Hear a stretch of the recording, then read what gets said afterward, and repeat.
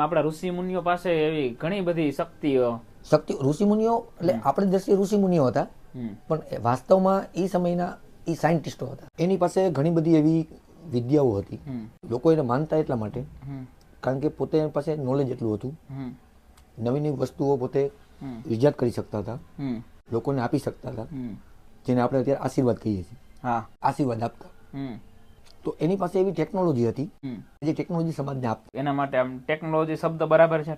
આપણી દ્રષ્ટિએ ટેકનોલોજી, બરાબર. આપણા ગ્રંથો છે એ હજારો વર્ષો પહેલા લખાયેલા છે, હા બરાબર છે. હા હવે આજથી તમે 100 વર્ષ પહેલા જાઓ, હમ બેક જાઓ, હમ તો ટેકનોલોજી શું છે એ કોઈને ખબર નહોતી.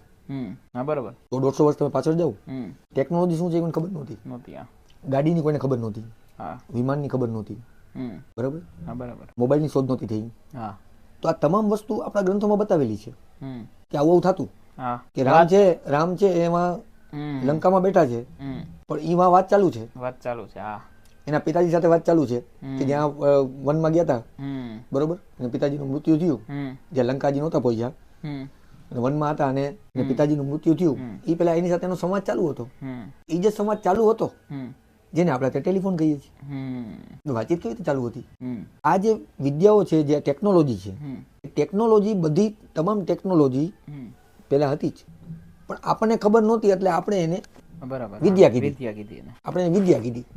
પણ આપણી આવનારી પેઢી છે એ કદાચ આ જ વસ્તુને આપણે જેને વિદ્યા કહીએ છીએ એને ટેકનોલોજી કહેશે. એને ટેકનોલોજી કહેશે કે એ સમયમાં એ ટેકનોલોજી હતી એમ કહેશે. તો અત્યારની જનરેશન છે, એ જનરેશન વિદ્યામાં નહીં નથી માનતી. ભાઈ એવું ના હોય, બરાબર. કારણ કે પોતે ટેકનોલોજીના યુગમાં જન્મ લીધો છે. યસ. એટલે એ તમામ વસ્તુને ટેકનોલોજી સમજશે, જેને આપણા પૂર્વજો વિદ્યા સમજતા. એ ખોટા નહોતા, કારણ કે જ્યારે ટેકનોલોજી નહોતી, ટેકનોલોજી શબ્દ જ ખબર ના હોય, બરાબર. એજ્યુકેશન ના હોય,